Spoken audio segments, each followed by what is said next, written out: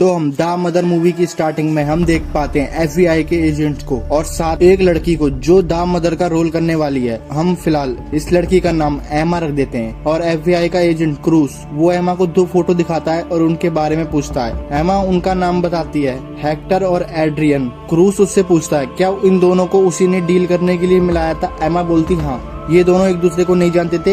इन दोनों को एमा ने ही मिलवाया होता है हथियारों की डील करने के लिए, लेकिन ये लोग कुछ ऐसे काम कर रहे थे जो बहुत गंदे थे, जिस वजह से एमा इस चंगुल से बाहर निकलना चाहती है और वो एफबीआई के पास मदद के लिए आई होती है। एमा को इन दोनों के सारे राज पता है, इनके हथियारों की डील पता है एमा को, क्योंकि एमा ने ही कराया होता है इन दोनों के बीच हथियारों की डील। इसीलिए एमा को इनके सारे राज मालूम होते हैं और एमा एफबीआई के पास इन सब की पोल पट्टी खोलने आई होती है। एफबीआई उनके बारे में पूछती है और उससे बोलती है कि अब वो दोनों तुम्हें जिंदा नहीं छोड़ने वाले, इसलिए वो तुम्हें प्रोटेक्ट करेंगे। एमा उनसे बोलती है कि ये जगह बिल्कुल सेफ नहीं है। वो बोलते हैं ये जगह बिल्कुल सेफ है, यहाँ कोई नहीं पहुंच पाएगा। तभी उनके ऊपर हमला होता है और एफबीआई के एजेंट मरने लगते हैं। वो लोग बिल्कुल नहीं समझ पाते हमला कहाँ से हो रहा है। जो बाहर गाड़ी में एफबीआई के एजेंट पहरा दे रहे थे वो भी मारे जा चुके थे। अब एफबीआई के एजेंट मर रहे होते हैं और क्रूस एमा को लेकर ऊपर जाने लगता है। तभी एक और एफबीआई के एजेंट मर जाता है और क्रूस उसे देखने के लिए ऊपर जाता है। तभी क्रूस में गोली लगती है और क्रूस नीचे जाके गिरता है जीने पे से। एमा क्रूस को खींच के अंदर ले जाती है और उसकी गोली निकालने की कोशिश कर रही होती है।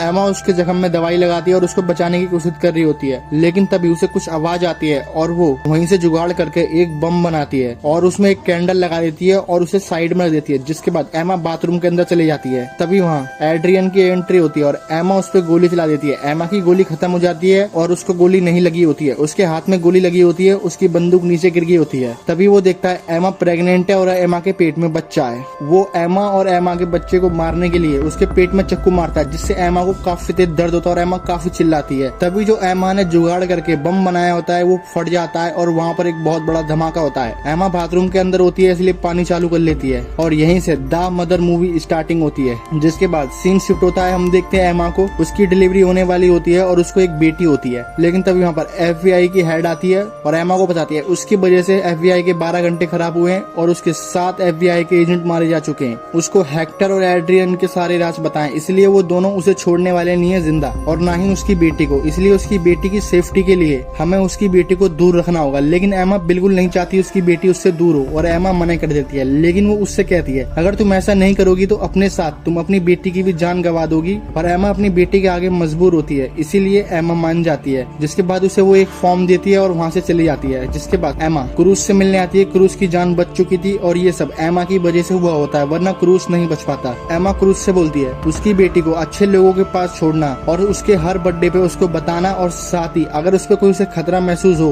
तो वो उसे फौरन बताए, किसी भी हाल में उसको बताए और वो अपनी बेटी को बचाने के लिए आ जाएगी। क्रूस बोलता है ठीक है, वो उसका अच्छे से ख्याल रखेगा और उसे वो अच्छे लोगों को सौंपेगा। इसीलिए इस मूवी का नाम द मदर रखा गया है, क्योंकि एक मदर अपनी बेटी को अपनी आंखों के सामने किसी और को दे रही थी। जिसके बाद हम देखते हैं एमा को। एमा अपनी बेटी को आखिरी बार देख रही होती है। जिसके बाद एमा वहाँ से निकल जाती है और एक बूढ़े आदमी से मिलने जाती है जिसका नाम जॉन्स होता है, और वो उसे अपने साथ गाड़ी में बिठाल के एक सुनसान इलाके की तरफ चल पड़ता है। उस इलाके में हर तरफ बर्फ थी, चारों ओर बर्फ ही बर्फ थी, आसपास कोई नहीं था, और वो उसे एमा को एक खाली हाउस में ले जाता है। उस घर के अगल बगल में कोई भी घर नहीं था, बिल्कुल वो सुनसान इलाके में घर था। एमा को वो छोड़ के जाने लगता है और एमा उससे बोलती है अगर कोई हमें एक साथ देखे तो तुम मुझे नहीं जानते हो, ऐसा बिहेव करना बिल्कुल। और वो वहाँ से निकल जाता है। जिसके बाद एमा वहीं पर ही अपनी लाइफ जीने लगती है और सीन शिफ्ट होता है और हम देख पाते हैं 12 साल बाद का समय। एमा शिकार कर रही होती है और वो एक हिरन को मार देती है। एमा एक स्नाइपर होती है बहुत बेहतरीन वाली, वो हिरन को मार के ले ही जा रही होती है। तभी उसके सामने वही बूढ़ा आदमी आता है जॉनसन, और वो उसे अपने साथ अपने घर ले जाती है। एक लिफाफा देता है और उससे कहता है उसकी बेटी का जन्मदिन है अब, और उस लिफाफे में उसकी बेटी की फोटो होती है। उसकी बेटी 12 साल में 12 साल की हो चुकी थी और वो काफी बड़ी हो चुकी थी अब। एमा उसको देखकर काफी ज्यादा खुश होती है। तभी एमा उस लिफाफे खोलती है तो उसमें एक कोड होता है और एमा उस कोड को देख के समझ जाती है जरूर उसकी बेटी पे कोई खतरा महसूस हुआ है, इसीलिए क्रूस ने उसको ये कोड दिया है। जिसके बाद एमा फौरन अपनी तैयारी करने लगती है अपनी बेटी के पास जाने के लिए, अपने हथियार रख लेती है और वहाँ से निकल जाती है। जिसके बाद सीन शिफ्ट होता है। हम देखते हैं और एमा क्रूस से मिलती है और क्रूस उसे बताता है कि एफबीआई के एजेंट ने कुछ बुरे लोगों को पकड़ा है, उनके पास से बहुत खतरनाक हथियार मिले हैं और साथ ही उसकी बेटी का ये फोटो भी मिला है जिसका नाम जोई होता है। वो एमा को बताता है वो अपना फर्ज निभा रहा है जो उसने 12 साल पहले किया था एमा से। अगर उसकी बेटी पे कोई भी खतरा महसूस हो होएगा तो फौरन वो एमा को बताएगा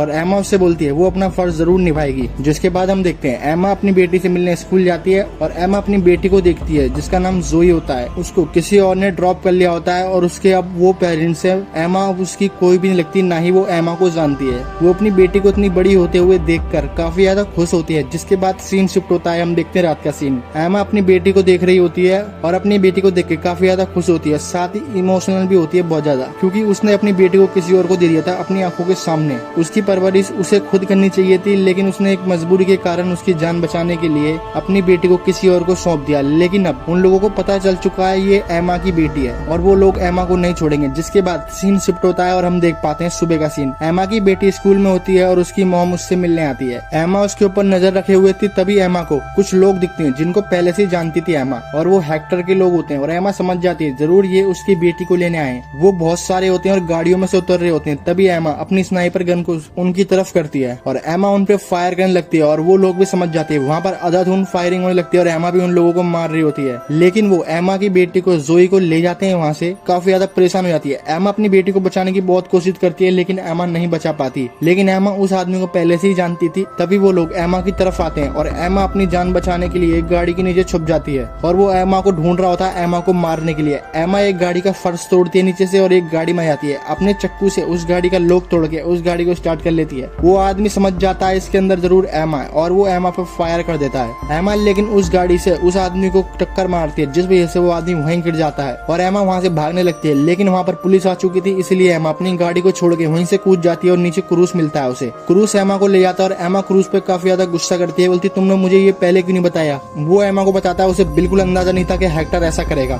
जिसके बाद एमा जोई के घर जाती है और उसकी मॉम को देखती है। उसकी मॉम को भी गोली लग गई होती है क्योंकि उस समय उसकी मॉम भी उसी के पास थी और उसकी मॉम भी नहीं बचा पाती और उसकी मॉम काफी ज्यादा घबराई हुई थी जोई के लिए। वो जोई के रूम में जाती है और जोई की उसे काफी चीजें दिखती हैं, जिससे एमा काफी ज्यादा खुश होती है। वो समझ जाती है जोई यहाँ पर बिल्कुल अच्छे से रह रही है, उसे कोई तकलीफ नहीं है। जिसके बाद एमा क्रूज से मिलती है और क्रूज उसे 2 पासपोर्ट देता है और उससे बोलता है हमें जोई को ढूंढने के लिए क्यूबा जाना होगा। और सीन शिफ्ट होता है और हम देखते हैं क्यूबा को। वो लोग उस जगह पर आ चुके हैं और वो जोई को ढूंढने के लिए एक बार में होते हैं। तभी उस बार में वही आदमी आता है जिसने जोई को किडनैप किया होता है। एमा उस पर नजर रखे होती है और सही मौका देख के उससे गन पॉइंट पे ले लेती है और उससे उसकी गन फेंकने को नीचे कहती है और वहीं क्रूज भी होता है। तभी क्रूज के ऊपर कुछ लोग हमला करते हैं। क्रूज जख्मी हो जाता है, क्रूज लड़ने लगता है और वो आदमी वहाँ से मौका देख के भाग जाता है और एमा उसका पीछा करती है। एमा उसका काफी तेज पीछा करती है और वो बहुत तेज भागता है। एमा एक बाइक ले लेती है और बाइक से पीछा करने लगती है और वहीं क्रूज उन लोगों को मारकर